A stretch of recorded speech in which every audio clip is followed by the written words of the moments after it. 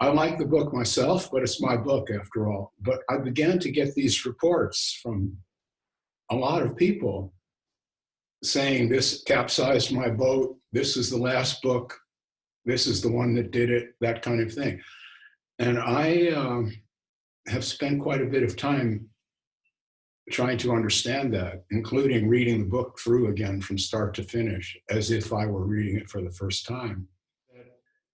Most books in this field purport to explain to you how to wake up, how to be enlightened, or how to awaken.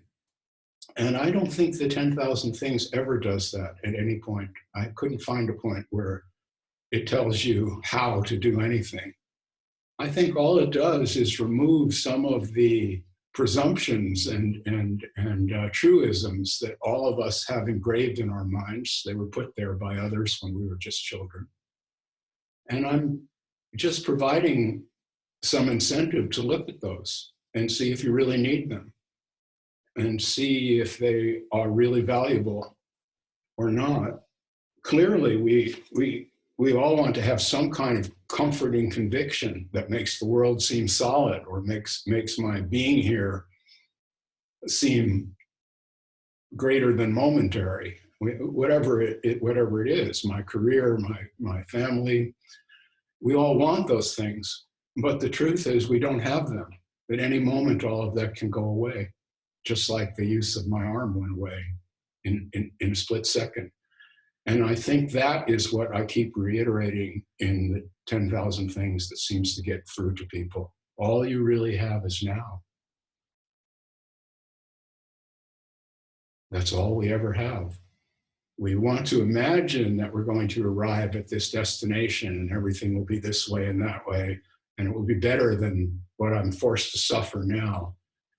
But when we look into it deeply, I think we have to admit that we don't really know that. We may believe it. We may believe that God is watching and taking care of everything, or that everything happens for a reason, or whatever the belief is.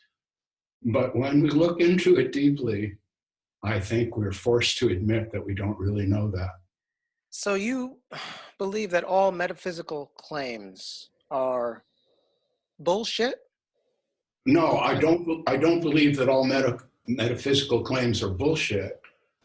I think that metaphysics is a very personal matter, and that getting your answers from someone else is bullshit.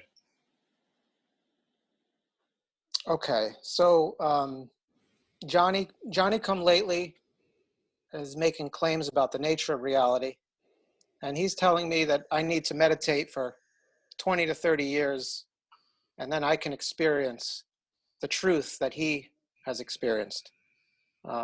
You're saying that what is it about his claim, or his claim to knowledge? He's claiming he knows something, and he's telling me how I can know that, like a method. He's giving me knowledge, and he's giving me a method to know. And so I could spend 30 years meditating and to verify his claim. That would be my whole life. My whole life would be spent. I'd have to put a lot of faith into that claim and that, right? I mean, so somebody else makes a claim about the nature of reality and how to know, how to come to the truth that they have come to. I'm just trying to see, what is it about the claim or the epistemology, the knowing? It's not, I guess it's not verifiable. It's verifiable if I use his method, right? According to him. No, I wouldn't say that it's verifiable if you use his method. To begin with, I don't know if there are any truths in that sense.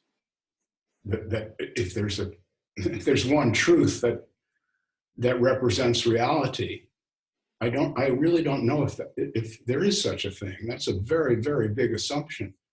It's an assumption also that human beings have sufficient brain power on any level to comprehend the entire universe, of which we're only a tiny fragment, tiniest part. So that's already a rather egotistical point of view that these gurus are putting out. I have attained such and such through higher reasoning. Well, how did you get the higher reasoning? Well, I stared at the wall for 30 years. And it became clear. Other people say other things, like Jesus loves you, and if you practice contemplation on the Holy Spirit, Jesus will appear to you. You'll hear his voice. And there are people who believe that. I'm not saying that any of that is bullshit. It's just unverifiable. And you don't have a way to verify it. This guy can tell you, meditate for 30 years, and you'll see it too. And you can meditate for the 30 years, and either you won't see it, and when you go to him, if he's still alive, probably won't be. So he's got that going for him. You can't sue the guy. But assuming he's alive, you go to him and say, man, I did everything you said for 30 years, and I didn't see that. Well, he's going to say, well, you didn't do it right. You have to do it right. And then, it's really like a joke. Yeah. And then even if he has found something that he finds personally satisfying, how do you know that he isn't hypnotized? How do you know that meditation isn't a form of self-hypnosis? In my view, it almost always is. Not always. There is a state of deep contemplation that's worthwhile. People always say, why do you put down meditation, Robert? Well, because they're not really hearing my attitude. I don't put it down. I just say it's another thing to do. I mean, you could have a kensho, an awakening experience while you're having an orgasm. That as human beings, we have these experiences. We all do. But they're usually just momentary. And we don't notice that because we have this other script that's running. When do I get mine? What's for lunch? Sex fantasies are a very, very big part of it.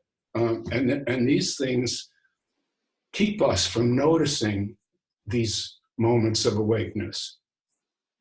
Why would you? Here you are, a nice looking young fellow. You got your life ahead of you. I'm serious. Yeah. You know, why would you want to spend 30 years sitting on your butt? This is a beautiful world. There's so many things to do here. And if there's going to be an awakening, why can't it happen while you're doing those things? Yeah. All you really need to do, I say, is be attentive.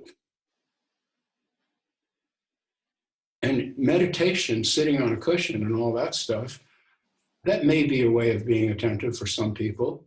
Okay. But there's other ways of being attentive. Right now,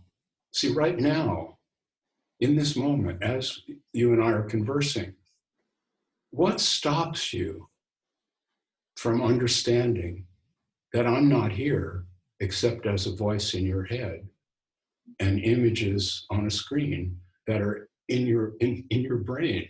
You have no way of verifying that there is such a thing as Robert. No way.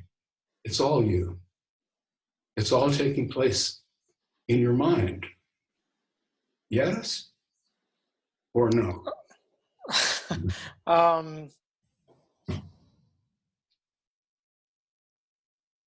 Well, yeah, I guess everything's taking place right here in this moment. In my mind, I'm sensing all the stuff that you're talking about. Image of you, the sounds of your voice, this body, my body.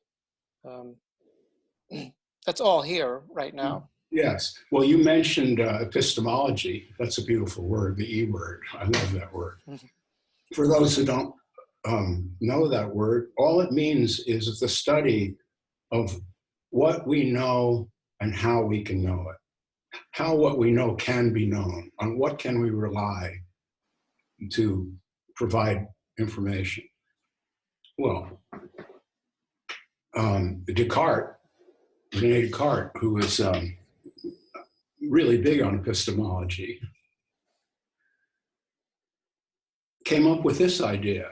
He said, how do you know that everything you think you know and see isn't being created by some kind of evil magician? This is the words he used. And just put there in your mind. How do you know that? You have no way of knowing that. We have no way of knowing. This is a more up-to-date idea. For all we know, for all you know, you could be in the matrix. And this is all taking place through a programmed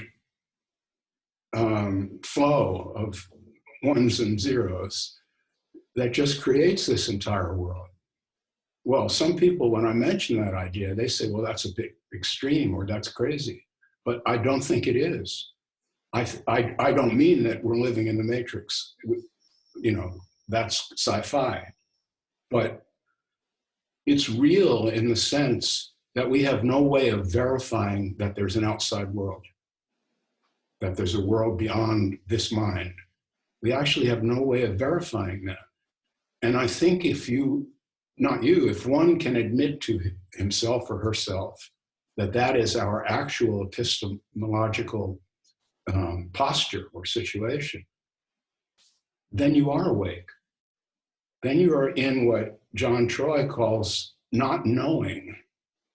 You're in the situation. It's not that I'm not saying that there is no outside world. That then I would be knowing that, which I don't know. What I'm saying is I have no way of knowing if there's an outside world. No way.